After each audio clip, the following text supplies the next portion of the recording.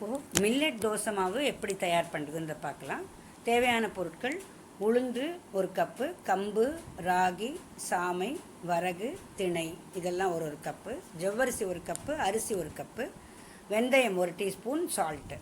இப்போ முதல்ல உளுத்தம்பருப்பை ஊற வச்சுக்கிறோம். 1 கப்பு அது ஊற வச்சுக்கிறோம். அது தவிர தனியாக மில்லட்ஸ் எல்லாம் முதல்ல 1 கப்பு கம்பு அதை போட்டுக்கிறோம்.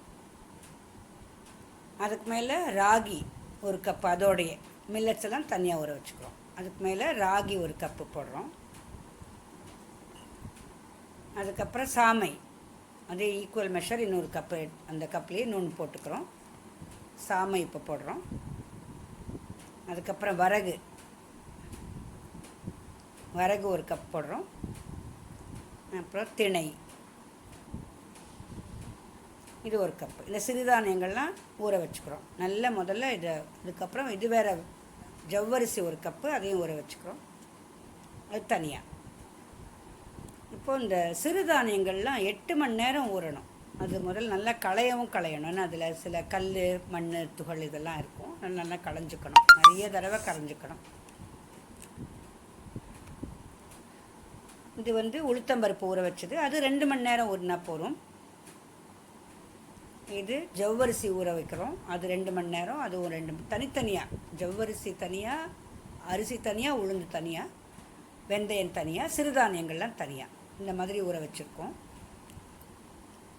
அரிசி நல்லா களைஞ்சிட்டு ஊற வைக்கணும். 2 மணி நேரம் ஊறினா போகிறது. வெந்தயம் இது 1 டீஸ்பூன் தான் எடுத்துருக்கோம். இதுவும் 2 மணி நேரம் ஊறணும். ஓவர் நைட்டு மில்லட்ஸ், மற்றதெல்லாம் 2 மணி நேரம். இப்போது ஒன்றுனா அரைக்க போகிறோம். ஜவ்வரிசி முதல்ல அரைச்சிக்கிறோம். நல்ல பேஸ்ட்டுக்கு அரைச்சிக்கணும். வெள்ளை வெள்ளைன்னு இருக்குது ஜவ்வரிசி. இது சிறுதானியங்கள்லாம் அரைச்சிது. தவிர உளுத்தம்பருப்பு தனியாக அரைச்சிருக்கோம். அரிசி, வெந்தயம் அதோடு சேர்த்து அதை அரைச்சிருக்கோம். இது ஜவ்வரிசி அரைச்சிது.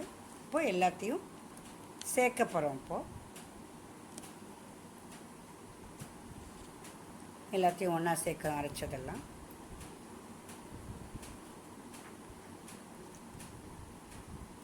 இது தேவைக்கேற்றபடி உப்பு ஆட் பண்ண போகிறோம்.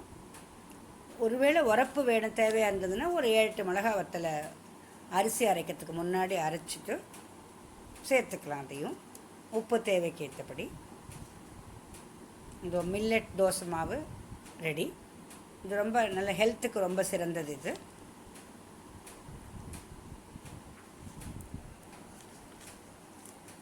ரெடி ஆகிட்டு பாருங்கள்.